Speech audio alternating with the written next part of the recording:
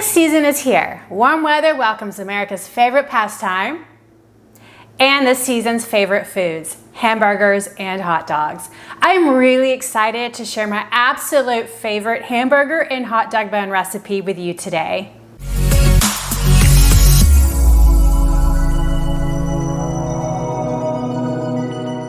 Have you ever looked at the ingredient list on a store-bought package of hamburger or hot dog buns? Check this out. There are at least 12 ingredients with many others in parentheses of which I can't pronounce. Can you? Now, look at this ingredient list of my amazingly good homemade version of hamburger and hot dog buns. Check this out. I can pronounce all of these words, and I always have them readily available in my cupboard and fridge. Let me just say convenience. I know. Buying them is so much easier, but why not make these yourself whenever you have a little baking time, freeze them, and then thaw and toast them on the grill when you're ready to eat. There's no need to ever buy store-bought buns again. You know, I started making these homemade buns 8 years ago. The first time I made them, I was absolutely shocked. I had no idea these buns could taste so good. They are soft, flavorful, and hold up well as a shell for the meat, veggies, and condiments you add to the inside. In fact, this recipe is more of an enriched yeast roll than the typical bland buns that I used to buy from the store. After that first bake of these buns, I decided never again will I buy them, and I haven't. Let's get into this recipe. They really aren't that difficult or time-consuming. The ingredients are milk, water, butter, all-purpose flour, yeast, sugar, salt, egg, and optional ingredients for a topping like sesame seeds or black cumin seed, the new superfood that has become my new favorite ingredient. See my video and blog linked below on Turkish pide bread for health benefits of this seed. You can't go wrong with a bread recipe that includes these ingredients. I really hope you take the time and give this recipe a try. I don't think you'll be disappointed. These are perfect for our upcoming outdoor grilling holidays. In a small bowl, like a condiment bowl, we're going to melt 1/4 cup of butter, which is the same as 4 tablespoons or half a stick. You could totally just eyeball it. And the easiest way I have found to melt my butter is to dice it up in a little bowl like this, just kind of cut it up a bit because it melts it more evenly and it doesn't splatter all over your microwave. And then I just put it in the microwave for about 20 seconds, stir it a little bit, add more time if it needs it, and you have melted butter. It's just perfect. Okay, my 20 seconds melted pretty much all of it. So what I'm going to do is stir it a bit, and the melted butter will melt the little bit of solid that's left. That way our butter's not too hot because we're going to have to add it to yeast here in a minute, and we don't want it to kill the yeast. Okay, look at that. A little bit of stir, and the solids, other than that little piece right there, have all melted. We're going to set this aside, and we're going to get our other wet ingredients ready. In a glass measuring cup, and I have a 2-cup measuring cup here, I'm going to pour in 1 cup of milk. And you could use any kind of milk that you want for this. I'm using whole milk. And of course, pour on a flat surface so you have exactly the amount that you need. And it's not crazy moving around. So to the milk, we're going to add 1/2 cup of water. Here's something interesting to know about water. A lot of bakers will encourage you to use filtered non-chlorine water because chlorine can affect the yeast. I never worry about it, and I've never noticed any issues with my bread rising. So I do use tap water or filtered water from my pitcher or the refrigerator. But if you've noticed you're having issues with your bread rising, you might want to change your water. I'm going to heat this in the microwave until the liquid reaches about 110-degree mark. All right, just so you know, all microwaves are different, and my milk was cold, came just from the fridge, but it took my microwave 1 minute and 15 seconds to heat up my water and milk to that 110-degree mark. I'm going to add in my melted butter. So everything is warm, so the butter should not solidify because my milk is warm. So let's just set this aside. In a large bowl, we're going to add in 1 3/4 cup of flour. Now, if you've been watching my videos, you know that I always like to tell you how to scoop your flour. You always want to fluff it in your container first, and then lightly spoon it into your measuring cup. So that's 1 1/4. So I need 2 more of these. You could easily add as much as 1 to 2 tablespoons of flour per cup if you just use your measuring cup and scoop it from the container.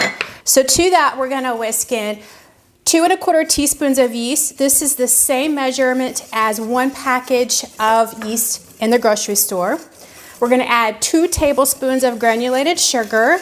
This is an indulgent bread, nice and enriched. And then we're gonna add 1 1/2 teaspoons of salt. It's my 1 1/2 here. In making bread, whenever I add a wet to a dry, I love to make a well in the center of my dry because it just helps to combine everything well together. You don't have any splattering of your liquid or any flying of your flour. And also, when you're folding things in, it helps to fold it in with all your liquids contained in the middle of your flour. I'm gonna switch to a nice sturdy spatula here. I've got my well. Again, everything is still nice and warm, our butter, our milk, and our water. So we're just gonna pour it all in the center. Before we mix the wet in with the dry, we're gonna add our egg. And I'm just using the container here that I put my butter in to melt in the microwave. So I'm gonna crack my egg into this container and then just use a fork and just beat it lightly. That makes it a little easier to mix in with the wet ingredients into the dry. All right, I think that's good. And then let's just pour it in the center here with our wet ingredients. Now we're gonna stir everything together and mix it until it's combined. See, it helps when you beat your egg first because there's a lot of liquid going on here and it would be hard to beat your egg and all this liquid as you're trying to combine it with the dry. Okay, as you can see, our dough is very wet because we only have 1 3/4 cup of flour of the 4 1/2 cup we could potentially put in here.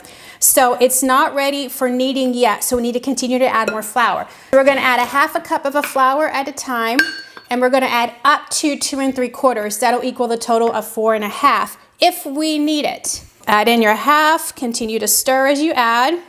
And you're looking for a nice sticky dough, one that you can manipulate that's not too sticky, but sticky enough that it's gonna rise and it's not gonna be too dense. This last 1/2 cup that I just put in is 4 1/4 cups total of flour.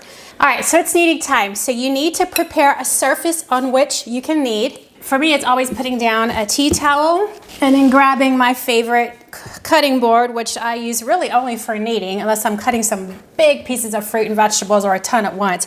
But I try to reserve this just for my kneading surface. And we're gonna knead for a total of 10 minutes. And you do need to flour your surface. Here's a trick I've learned over the years in baking bread. If you can tolerate a sticky dough, you want to knead a sticky dough. If you put in too much flour, what you're doing is you're dehydrating, so to speak, your dough, and it's going to be dense when it bakes. Flour your hands, flour your surface, but try to tolerate a relatively sticky dough. And then all we're just gonna do is knead for 10 minutes. And we're just developing those gluten fibers, we're stretching them, and as we stretch them, that yeast is developing the gas because it's heated now and it has activated, and then it's going to get in between those glutinous fibers, and it's what's gonna make the ball of dough rise when we let it rest and when it's baking.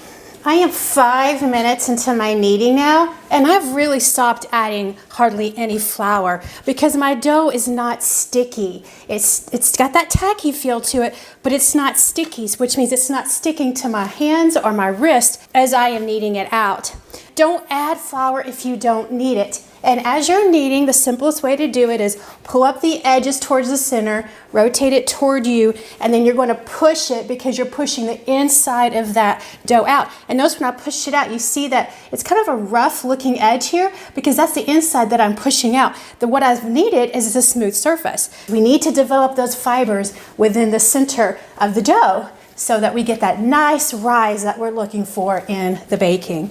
One of the reasons why when people are kneading, you do that little fold before you push it forward is that you're creating little air pockets to help lighten the dough and to push that gas in between those gluten fibers. All right, my 10 minutes are up and the stove is filling. I haven't added any more flour since before that 5 minute mark, and I need it for 10 minutes. So there are two ways you could test to see if your dough is done. You could do the indentation where you just sort of press your finger in. If it bounces back, it's done.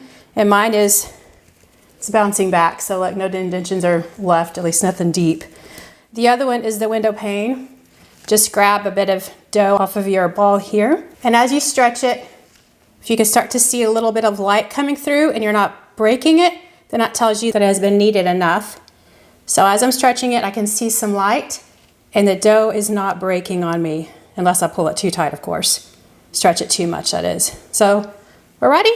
10 minutes is enough for me. Pretty. Okay, we don't have any big rising time today, so we can go ahead and shape our dough.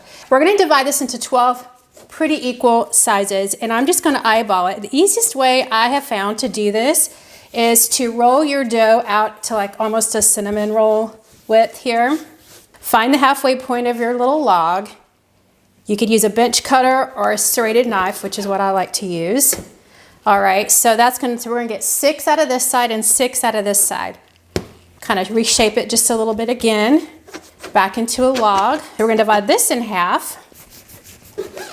All right, and then we're gonna get 3 out of this side and 3 out of this side. So go ahead and shape it back into a little bit of a log. Okay, this one's not as easy to identify. You just have to try to do it cut it in thirds. Okay, pretty good. So that's 3 of the 12. We're gonna set these aside for the moment.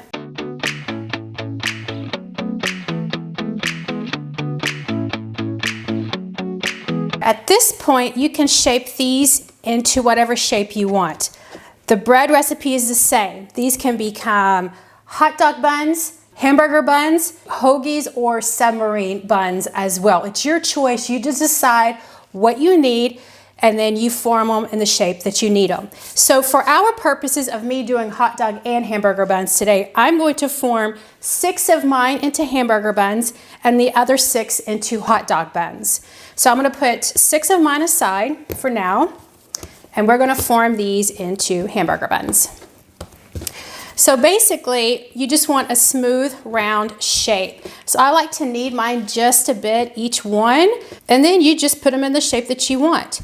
So remember, these are going to rise. So we want to flatten them out, and you don't have to use a rolling pin here. You could just use your fingers. I think that works fine. But you want to flatten them out enough so that you've got some width to them. Because when they start rising, you're going to get the height. What you need is the width, and the width isn't going to come in the rising aspect of it so much. Okay, and then we're going to set it aside and let it rest a bit. And if it starts to retract, you can always reform it once it's rested.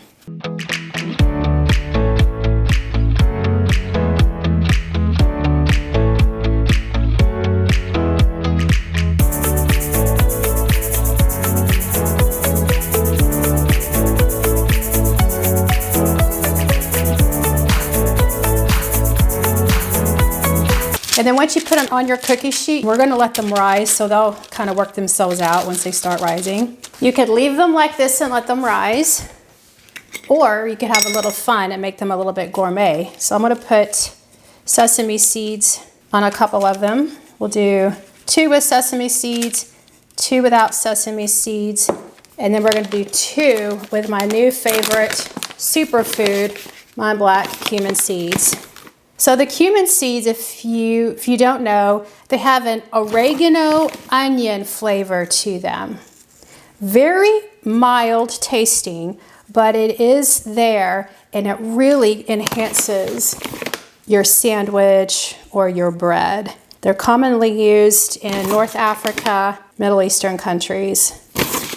Huge amount of health benefits too, so see my blog linked below if you're interested in what the health benefits are of these seeds. So we're going to cover them with plastic wrap just to keep out the drafts so that they do rise a bit. And we're going to let them rise for about 30 to 35 minutes, longer if they're not really puffing up for you. So while my hamburger buns are over on the stove, we're going to make our hot dog buns out of the other 6. Okay, I want to add a little bit of flour to my board again. I have my 6 balls of dough. Now for the hot dog buns, we're going to shape them a little bit differently. We're going to roll them out to a rectangle that's about a 6 by 4. You could just use your fingers for this. Okay, That's about the shape that you want, just a nice little rectangle, not very big because these are small rolls. Now that we flatten them out to our rectangle, we're gonna start with the long side and we're just gonna roll up lightly, just like you were making little miniature cinnamon rolls. Okay, just like that. Now, seal the crease because we don't want it to pop open in the oven or while it's rising. And then we want to seal the ends. I like to seal and then fold under a little bit. That way we still have that rounded end. So seal it and then maybe fold it over underneath where we already have that crease and then seal it from that side. Okay, sealing it meaning just pinching the dough together. All right, so that's one hot dog bun right there. We're just gonna do the same with the other 5.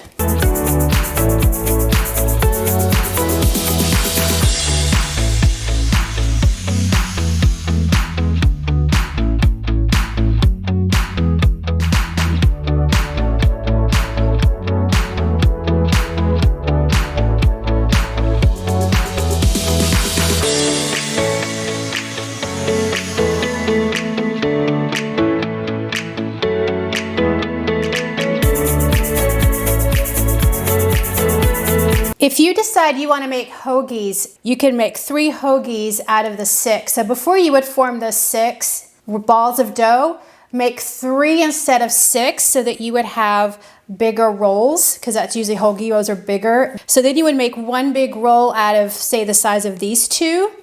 And then in the center top, you would take your knife and you could score it by putting a slit down the center of your big roll here. As it heats up, it'll pop out a little bit and you get that signature little scar that a hoagie has.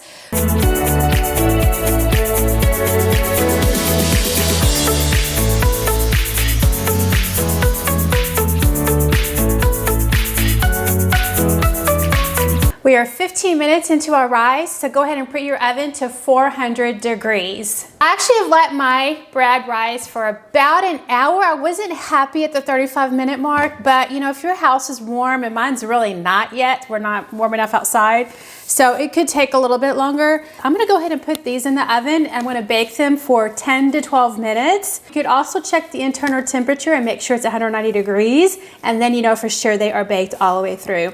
In the meantime, I'm gonna leave my hamburger buns to continue to rise over the oven while these bake. The hot dog buns are ready. So I actually baked mine for 14 minutes.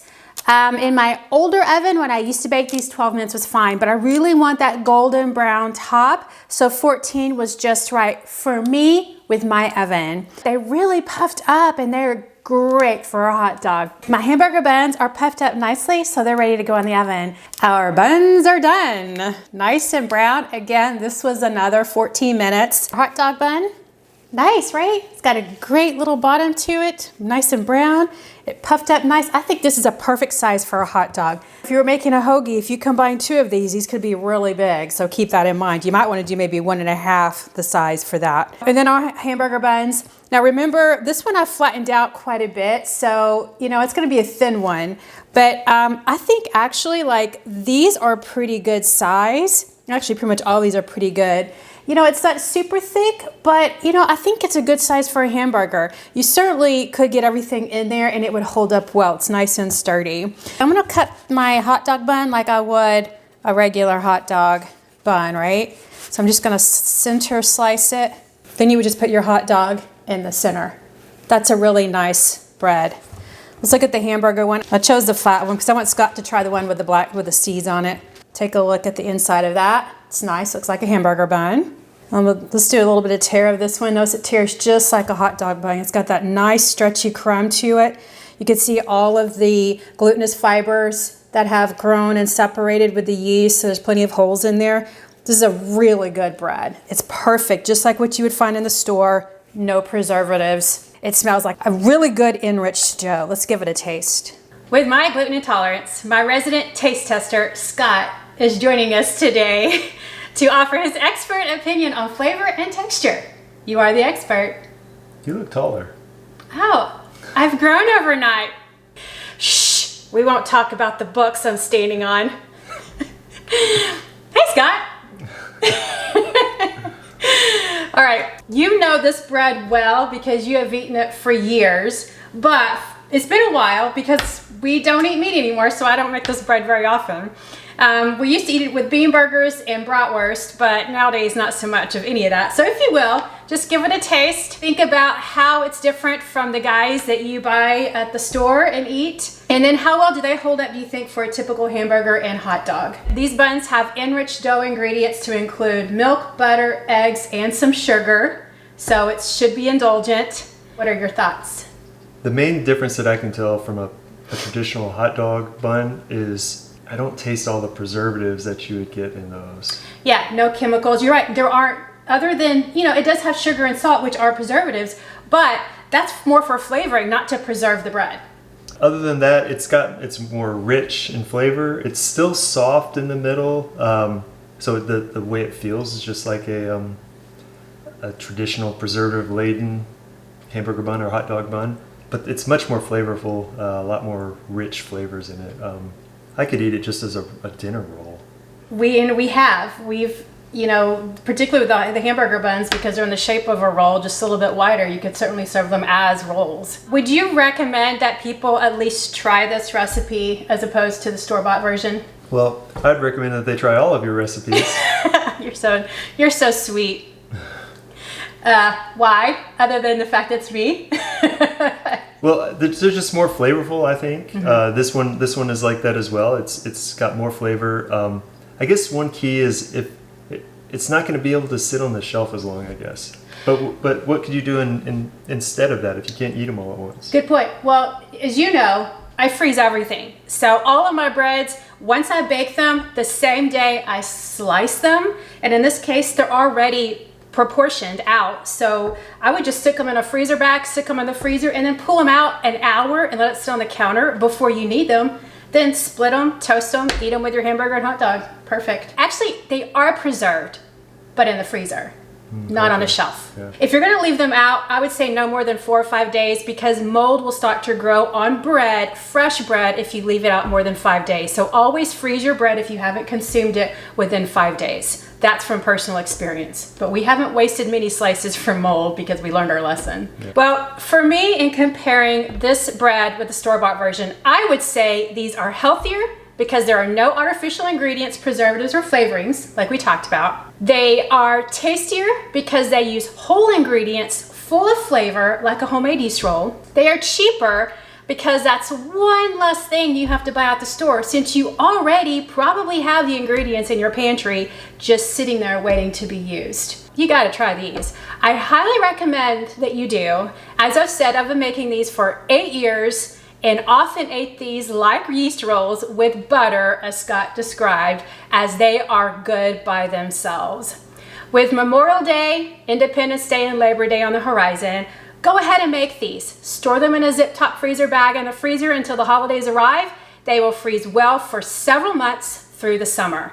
You can scratch the store-bought ones off your grocery list and surprise your family and guests with these amazing homemade flavorful buns. So given that, thanks for watching. Please subscribe to my channel, like my videos if you mean it, share them with your family and friends, and feel free to leave any helpful comments. Until next time, enjoy the warmer weather, heat up the grill, and go bake the world.